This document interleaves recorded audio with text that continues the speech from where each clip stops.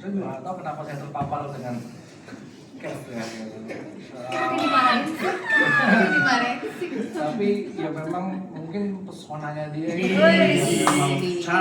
lebih-lebihin Bung, suka sampai nanti keluar selesai ini masih kayak lu nggak denger tadi Bung. Ya, saya juga agak-agak waktu mau berkenalan itu juga deg-degan gitu. Ya sama sih, sama kita juga excited ya. Pas dia masuk ruang casting kayak gitu. Ini dibayar ya sama saya. Eksploitasi. Ya, intinya memang dalam proses casting itu saya membuka kemungkinan banyak hal, kayak tentunya dari sosial media yang emang lewat-lewat nggak sengaja di Instagram saya pun juga banyak banget gitu, dan ternyata ya Kev tuh cukup sering saya ini anak tolol juga nih gitu ya. Menarik lah nih gitu ya. Jadi gitu ya. Minimal saya bisa kenalan dulu deh gitu. Tapi waktu ketemu dan casting itu dari Bandung datang. Nggak, sebelumnya dilakukan di online ya, di Bandung dulu, dan cukup dengan sebuah penggambaran yang sederhana aja tentang film ini, dia bisa banyak memberikan sebuah interpretasi yang menurut saya ngaco semua gitu, nggak penting banget gitu, tapi ya itu menurut saya penting gitu sebagai sebuah proses casting di awal gitu, dan ya itulah gitu, memang nggak sengaja ketemu dan saya tidak menyesalinya. Dulu Sal film pertama juga sama Edi. Betul, saya belum Habis ini Kev Sal banyak main. Langsung mau direct katanya. Mungkin Kev bisa nunjukin dikit kali ya pas casting gimana. Juga biar bisa tahu ya. Itu paling males sih. Mereka adegan pasti. Aduh. Gimana sih? Tapi boleh. Masih nggak Kev? Bener. Apalagi ini udah ada red buat nonton yang castingnya belum? Nanti ada videonya, mungkin nanti bisa ditayangin karena itu juga cukup memalukan buat saya. Saya juga kaget dulu pas ngirim casting, kok berani ya bikin casting yang sengaco ini, ternyata dikirim ke Bung Edwin karena awalnya gimana ya? Enteng nih pasti. Awalnya kayak ya udah deh, ini casting jadi Bung inget gak saya pakai, jadi panahnya tiba-tiba ada kayak sulap gitu. Iya. Terus kayak nggak apa-apa ya, udah lah bikin aja. Jadi di kamar tuh Bung sendiri, aku pakai kamera malam-malam, aku syuting gitu tuh, pulang kerja jam 9 malam. Jadi benar udah agak ngantuk, dan di skripnya juga harus ngantuk kan. Iya. Oh. Jadi ada sesuatu, ya, nah di Dalam. Konsep. Emang wajar ya. dan adegannya gak gesto ya Bung? Kasih tahu. Gak apa-apa ya, adegannya mencopot mata. Nah, mencopot matanya tuh awalnya nggak ada, terus aku tiba-tiba mengeluarkan mata aku tuh pakai busa buat make up yang di properti di kantorku itu. Jadi kayak sulap gitu tiba-tiba. Pas aku nonton juga aku ketawa aja karena kenapa harus kayak gini ya? Karena keluar aja tuh Bung. Jadi ya nggak tahu kenapa tiba-tiba kayak gitu, dan pas dikirim ketemu sama Bung Edwin di kantor. Dalam. Iya, pas ketemu di sini sama Bung Edwin di kantor, katanya Bung Edwin menertawakan sih. Kenapa kamu beneran jadi ada matanya? Dan itu tuh ternyata, aduh, ini masalah nggak ya? Ke Bung Edwin kayak gini gitu. Akhirnya lo di sini kan, tapi nggak salah. Yang dibayar dari mana? Iya. Kalian pernah dihapus kan adegannya? Nggak jadi ya? Nggak jadi. Oke, Iqbal. Kayaknya kalau alasan yang pertama, soalnya waktu diceritain tentang si tema filmnya dan apa yang sebenarnya pengen disampaikan, kayaknya kalau buat saya pribadi, saya punya kedekatan yang gede banget gitu sama sistem pekerjaan yang eksploitatif dan juga abusive gitu. Bekerja di industri ini dari saya waktu umur 9 tahun, saya nggak bilang semua pengalaman saya menyeramkan seseram pabrik rambut ini gitu, tapi di perjalanan karir saya ada aja ketemu sama kayak situasi-situasi pekerjaan yang kok kayaknya ini sangat tidak memanusiakan manusia ya, untuk mendapatkan keuntungan yang bahkan saya sendiri pun tidak merasakan apa untungnya nih buat saya, kenapa ini sepihak doang gitu. Seiring berjalannya waktu, banyak ngobrol sama teman-teman juga yang ada di industri kreatif ataupun tidak, ternyata ini tuh jadi sebuah hal yang universal. Saya punya teman seorang kontraktor, pun dia sempat merasakan hal yang sama di tempat kerjanya yang lama. Bagaimana bosnya weekend aja tuh tetap diteror oleh bosnya saat dia waktu itu udah tunangan belum ya, waktu itu dia waktu itu belum menikah dan belum bertunangan, tapi ketika dia lagi makan malam bersama keluarga pacarnya aja dia tetap harus standby gitu misalnya untuk melaksanakan pekerjaan yang diminta sama bosnya. Terus pindah lagi misalnya ke teman saya yang kerjanya di F&B gitu, sebelum akhirnya punya F&B sendiri, bekerja di under sebuah perusahaan restoran dan punya atasan. Lalu bagaimana atasannya ini nge-treat dia juga sebagai karyawan ketika dia itu sebenarnya datang ke situ karena punya passion di F&B, makanan dan pengen belajar, tapi bagaimana pemimpinnya ini justru malah mengecilkan dia dan menggunakan kelebihannya dia dalam rasa penasarannya yang tinggi untuk hal-hal yang hanya menguntungkan si pemimpinnya ini gitu. Terus atau bahkan di industri kreatif gitu, ada sepupu saya kerja di agency yang dia melihat sendiri bagaimana teman-temannya itu setiap kali pagi dia masuk kantor, lalu udah ada si temannya itu bisa nangis-nangis di kamar mandi, panic attack dulu sampai bosnya datang. Lalu adalah sebuah hal yang pokoknya tahu gak sih kalau kita tuh bisa juga dengar cara orang jalan atau kayak oh ini dia nih dari balik pintu gitu. Jadi begitu si bosnya itu datang dan dia tahu bosnya datang, akhirnya dia udah bersih-bersih dan dia bekerja sepanjang hari menghadapi si bosnya ini gitu. Nah, hal-hal ini yang kayaknya kayak wah, ini sih buat saya dekat, ternyata buat orang-orang di sekitar saya, orang-orang terdekat saya juga dekat gitu, dan saya ngerasa mungkin ini bisa jadi hal yang dekat juga untuk teman-teman di luar sana, terutama penonton film Indonesia gitu yang mungkin suka sama film horor, fansnya Bung Edwin, fansnya kami-kami ini yang bermain di sini, tapi secara nggak langsung juga ya itu tadi ya, mengkritisi dan ngomongin hal-hal yang bikin horor adalah karena kita sudah sangat menormalisasi overwork ini gitu. Dan ya ampun, ini semua tuh udah kayak ya udahlah bro, dia mah kalau kayak gitu ribet, standarnya ketinggian. Gila, ini tuh buat keselamatan semua orang, tapi ya itu tadi karena sudah sangat dinormalisasi, jadi akhirnya itulah bentuk horor yang pengen ditampilkan di sini. Kedekatan itu yang akhirnya saya pengen bikin, dan alasan kedua adalah ya karena ini Palari Films, ini adalah kolaborasi kedua saya pribadi sama Palari. Sebelumnya di film Ali dan Ratu Queens tahun 2020. Terus karena memang isinya kawan-kawan dekat, dan ketika tahu yang main juga kawan-kawan dekat semuanya, jadi ya udah deh kita gas, dan semoga harapannya itu tadi ya bisa menawarkan tawaran baru gitu untuk perfilman Indonesia. Oke. Jadi emang betul seperti yang aku ceritakan waktu itu, ada satu hari kita mau shoot satu scene, terus habis itu di sini tuh ada Rudy memainkan gitarnya gitu ya. Terus aku diminta untuk bikinlah lagu-lagu kecil gitu, nyanyi apa kecil gitu. Terus aku coba gitar apa ini ya, terus kayak kita bikin sesuatu. Terus habis itu setelah syuting scene itu kayak Bung Edwin dengan santainya, kayaknya seru kalau kita akan rilis beneran lagunya. Jadi aku di detik itu tiba-tiba kayak wah, ini akan jadi lagu seperti apa nih untuk manjangin lagu yang sebenarnya cuma sedikit. Tapi kira-kira itu proses yang terjadi secara kreatif. Kami itu kemudian berdiskusi tentang suasana apa yang mau dihadirkan nama lagunya gitu ya, mencari produser, menentukan suasananya, membuat liriknya gitu ya, kita perpanjang liriknya.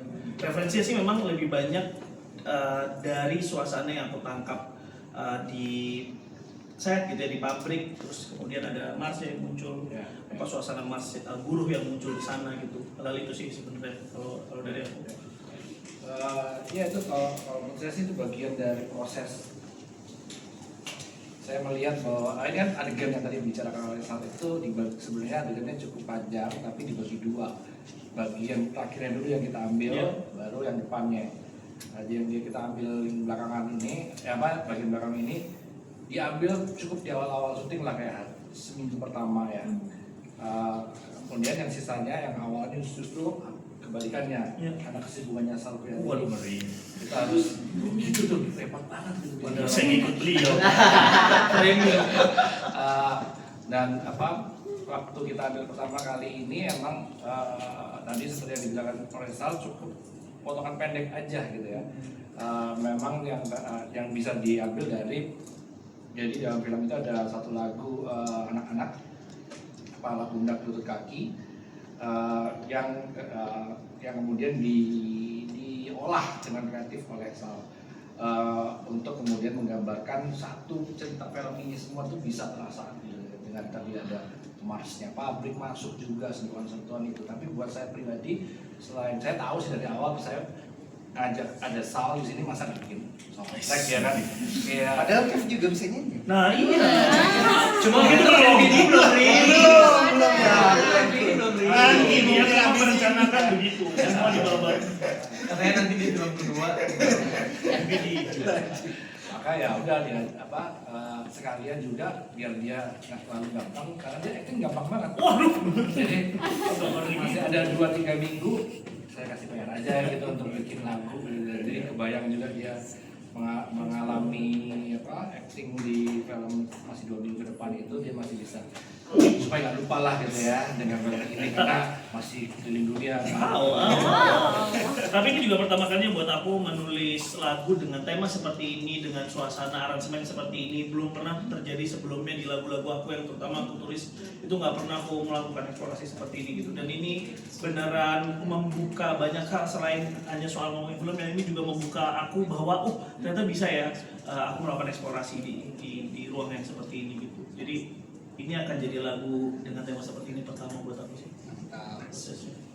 Pengap sih betul, pengap Iya. juga sih. Karena kan karena banyak adegan yang misalnya ada beberapa scene yang lumayan banyak tuh di adegannya malam, sedangkan kan kita juga pengen efisiensi waktu kan tidak selalu nunggu malam, jadi banyak tuh ya beberapa hari ada gedung tuh ditutup full gitu dengan kain hitam benar-benar dari atas sampai bawah gitu. Jadi kan itu secara udara lumayan ini ya, hangat gitu. Terus ya kebetulan karena ya Bang Menfo dan tim production design juga yang itu sangat detail dalam membangun dunia dan pabriknya. Jadi ini kalau aku tidak salah ya, jadi karena PFN kan pada dasarnya juga gedung lama gitu ya, yang sudah yang bagian belakangnya yang sudah tidak terpakai. Jadi katanya sempat karena itu kotor dibersihin lalu dikotorin lagi untuk tetap memunculkan nuansa pabrik lama, usang dan sebagainya. Dan itu lumayan ya, itu aku tadi bilang bikin aku sakit mata sempet. Setelah seminggu berada dalam gedung itu merah gitu. Jadi waktu itu sempat dan karena kita selalu ada break kayak gitu di tiap minggu gitu, jadi pas istirahat ya ke dokter mata gitu yang apa ya sempat makanya ke dokter mata gitu. Jadi dicek udah, tapi akhirnya setelah itu udah yang penting sebisa mungkin menghindari area-area gue kayak gitu. Terus apalagi sih tadi ya yang ditanya ya, aku lupa deh. Emosional ada emosional Yang paling diingat juga ya tadi ya. yang paling diingat of course yang related to that monster sih menurutku pribadi. Sebenarnya banyak ya gitu, cuman yang berkaitan dengan monster, yang berkaitan dengan dia. Nah, itu dia. Saya mau nambahin, kayaknya kalau buat saya pribadi yang paling berkesan gitu, mungkin nggak specifically pengap kayak Sylvia, cuma satu hal yang dari awal disampaikan oleh Bung tentang film ini adalah bagaimana Bung itu sangat ingin mengeksplor hal-hal yang bentuknya tuh praktikal, visual effect yang bentuknya praktikal. Jadi ingin menggunakan CGI itu seminim mungkin. Dimana ketika zaman semakin canggih, AI di mana-mana semakin blur garis antara mana yang beneran mana yang AI gitu ya. Tapi justru Bung ingin menampilkan real practical seperti mungkin film-film horor jadul yang di tahun 80-an 70-an gitu ya gitu. Kayak justru itu yang buat saya seru banget dan gak bisa saya lupain, karena ini pengalaman horor pertama saya, pengalaman syuting praktikal pertama saya. Jadi ketika kita harus melakukan adegan-adegan yang ini kayaknya bisa kali di CGI ya, kata Bung, enggak, kita pakainya real. Iya, dan itu membantu banget sih sebagai aktor, karena itu kan Banget. Bukan kan bilang kayak karena saya nggak kebayang kalau aktor saya takut melihat sesuatu yang nggak ada gitu. Jadi Kayak kita takut melihat green screen gitu. iya kan kayak lihat sana ada apa, disuruh membayangkan gitu. Sedangkan ya karena ini praktikal, beliau hadirkanlah benar gitu sosok Si itunya. si itunya.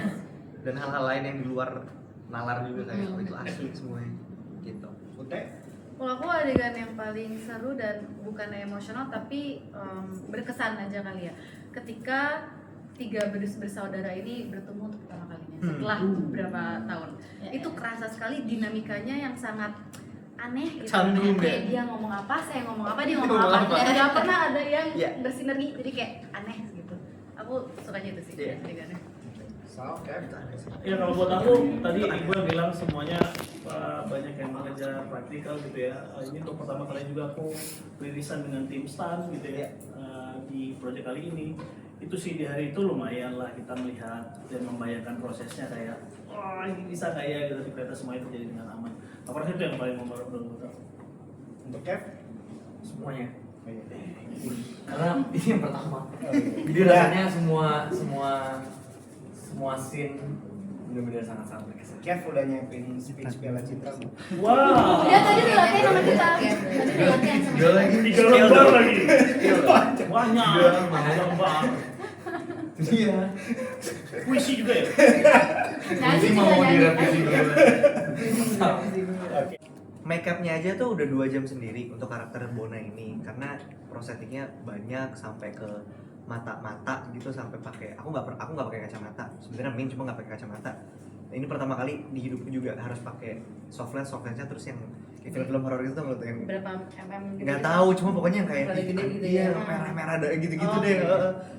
Itu pertama kali pengalamannya juga ada di sini. Pokoknya 2 jam lah give or take untuk pasang sampai akhirnya menjadi karakter Bona, cabutnya sejam lah. Jadi udah 3 jam sendiri itu udah hanya untuk mempersiapkan. Belum kalau ada tadi praktikal efek yang juga tergabung di stand tadi, penggunaan sling, apa lagi sih namanya tuh? Bu, kalau harness ya kayak gitu-gitunya ya, itu udah memakan waktu lagi. Jadi memang sangat-sangat fisikal ya, sangat-sangat fisikal. Posisi lu sering aneh sih. Iya. Gila, di bawah lah. Bentuknya tuh aneh pokoknya. Pokoknya judulnya pegel kan. Iya sih. Makanya tadi kalau Stretching sih. satu kejadian pengap satu.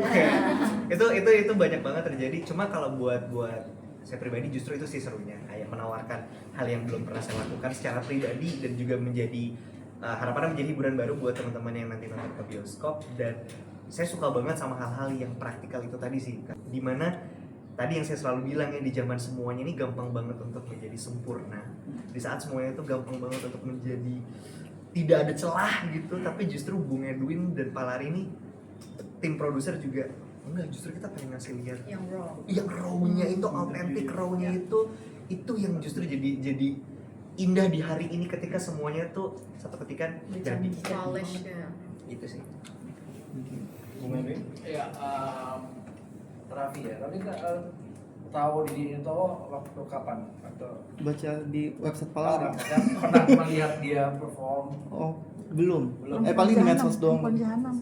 Oh, aku nggak nonton. Ya, di itu ini seorang maestro lah, saya udah bilangnya sih Maestro. udah maestro penari yang juga akademisi juga gitu ya, yang sangat tahu tentang psikologi penonton gitu ya, dan yang dibawakan dia adalah peran-peran yang sangat kompleks tapi juga fun, yang juga bisa bikin kita tertawa tapi di saat yang bersamaan mikir banyak gitu mengenai situasi-situasi terkini dengan caranya dia gitu ya. Ketika menulis ini karakter Mariati dengan Eka Kurniawan itu udah pertama kali langsung muncul kalau di Mas Didi kalau manggilnya mau ikutan di film ini asik banget nih. Jadi di awal bahkan skripnya masih belum jadi, masih sebuah sinopsis yang cukup panjang gitu ya, lumayan detail lah gitu untuk sebuah karakter. Itu kami berjumpa dengan Mas Didi untuk membicarakan ini tadi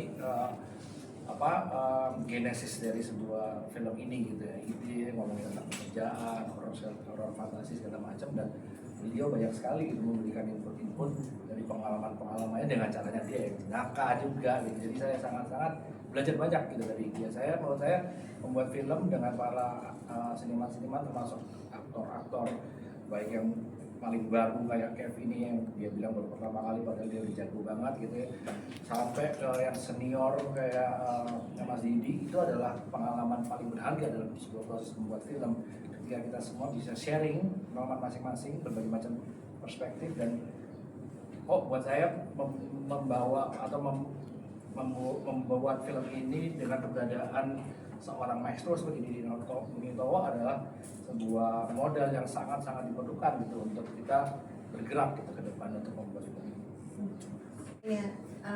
Ya yang pasti cerita, ceritanya bagaimana tentang ya yang sebenarnya sama yang tadi udah disampaikan mungkin sama Mas Edwin, sama Iqbal dan yang lainnya, bahwa ini kan sebenarnya bentuknya juga bentuknya baru ya, mungkin bukan baru banget, tapi setelah sekian lama kita tuh pernah lagi disajikan bentuk film seperti ini gitu, kayak di ya, dan yang aku juga, maksudnya kita semua juga tidak bilang, kita nggak bisa bilang ini tuh beneran yang kayak horor setan, karena maksud bentuknya tuh juga memang beda gitu dari film horor yang sebelumnya juga gitu, yang pada tahun 2018 gitu. Itu bentuknya beda, ceritanya beda, productionnya juga ya seperti biasa pada film Palari pada umumnya juga yang selalu total gitu. Dan ya sama, kebetulan aku nontonin film pendeknya Mas Edwin juga udah dari dulu, jadi diajak syuting sama Mas Edwin aku mau itu sih gitu.